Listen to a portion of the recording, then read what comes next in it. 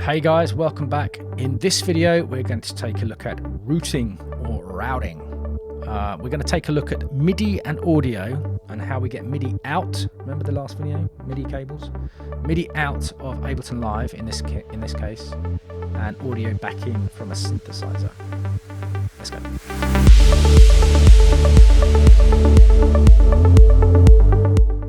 Okay, so I've done a little project thing. It's just a kick and a loop, just to give us something to work with. So we're going to look at two ways of doing this. There's an Ableton Live specific way. Ableton Live has a specific way of dealing with external hardware. And there's also going to be a more universal manual way of doing it. So again, thinking about MIDI, we need to get MIDI information out of the DAW first. So I'm going to open up a MIDI track. Now what we want to do, if we zoom in a little bit, is MIDI 2. We need this little drop down here, MIDI 2. So if I click the drop down, I've got lots of options here. You can actually see the DeepMind showing up. That is because it's connected via USB. But I'm not going to use the USB connection in this case. I'm actually going to use my RME UFX MIDI port. So I've got two MIDI ports, two MIDI outputs on the UFX.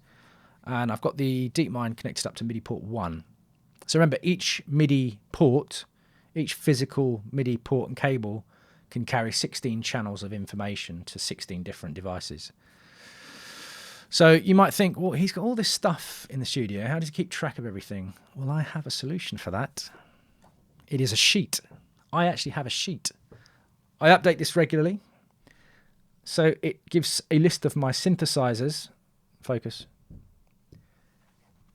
What MIDI channel they're on, and which audio channels they're coming back in on. Yes, it's sad, but it's necessary for me. So the DeepMind is on MIDI channel 3, and it comes back on audio channels 3 and 4. 3 and 4. So going out on my audio interfaces MIDI port 1. So remember the last video? MIDI cable out of the interface and then into that thing there. So it's coming out of port 1 on my interface, and I need to transmit data on MIDI channel 3. That's what this is set up to. The DeepMind is set up to listen on channel 3. So to test this, if I now whack some notes, you can see it responding. So I know that the RME can hear the information I'm sending. And what we need to do now is insert an audio track to listen back. So audio from, it's an external input, and it needs to be inputs 3 and 4. That's these two here. And we'll set the monitor in so I can actually hear it. Ooh, magic. Technology.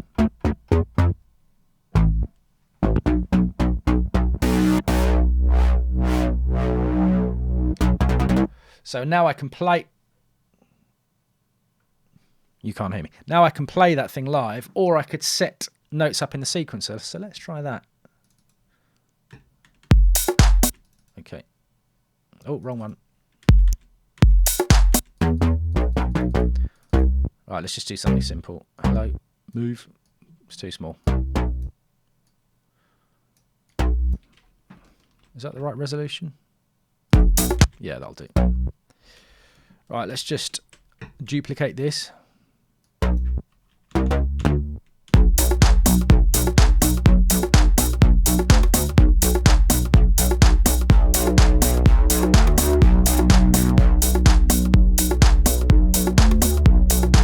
And that's the good thing about this hardware, is that if I want to change something, I can listen to it. I don't have to stare at the screen, and I can go and fiddle. I've said this before.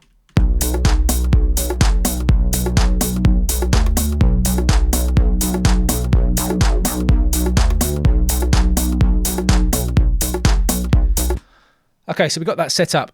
So that's one way. MIDI channel out. Remember, MIDI goes out one way. It's information, instruction, this device telling that device what to do.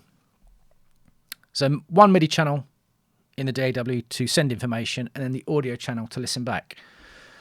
That's a pretty universal way of doing it. Most DAWs will allow you to do it that way. Most will have their own way of doing it as well. So we're going to look at the Ableton Live specific way of doing this. So let's just get rid of these 2 channels. And then if you come into instruments, there is the option there for external instrument in Ableton Live. Just drag that over. And we've got basically the same facility to do those routings in one little plugin. So let's zoom into that again. So MIDI 2. I'll tell you what, we'll use the USB one this time. So that's going to send information to the DeepMind over USB. Don't need to worry about the channel. Over USB, it's kind of omni. So it's one connection, so keep it on channel 1. That's fine. And then the audio comes back on 3 and 4 like it did before.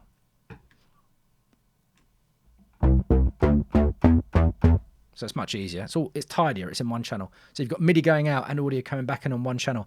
And I think this is perhaps why there's a little bit of confusion about what MIDI is. Because Ableton Live, for example, you put the external instrument on a MIDI channel, but you can still hear stuff. Maybe why the confusion is there sometimes. But additionally, with the external instrument plugin, we have input gain, which is useful. Because a lot of the time, these hardware synthesizers can often be fairly quiet relative to software. Because software is working purely digitally, it doesn't need amplification. It's always as loud as it can possibly be if you turn it all the way up. So we can adjust for input gain. But there's also a hardware latency slider. So if you think about what's going on here, we're asking Ableton to send MIDI information through my RME along a cable to the DeepMind. The DeepMind then figures out what it needs to do, plays the notes, and then sends the audio back. And all that information, that passing of information, takes a little bit of time. It's not very long. But sometimes if your audio interface isn't able to run at a low enough buffer setting, that can actually be audibly perceptible. You'll hear that delay, and you'll see it in the waveforms and the DAW as well. With this, I need to put some notes in first. Let's just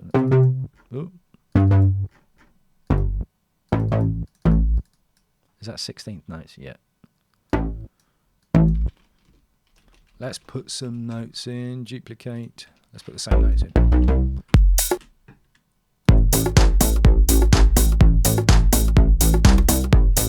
Yeah, I mean, it audibly sounds in time or good enough. We will deal with latency in another video, but that's what the slider's there for. Let's get that plug-in back. So that little hardware latency allows you to compensate for the delay in the audio coming back in. So that's some basic routing. MIDI out, audio back in. MIDI out for instruction. Do this note, this long, audio back in. Oh yeah, I can hear what you're doing. So you got that? Good. Hope you found this video useful, and I'll see you in the next one. Cheers. Thanks everyone for watching. We really appreciate all the support from you guys. If you love this video, then smash a like, and if you want to be notified about new videos, hit the subscribe and notification buttons. Peace!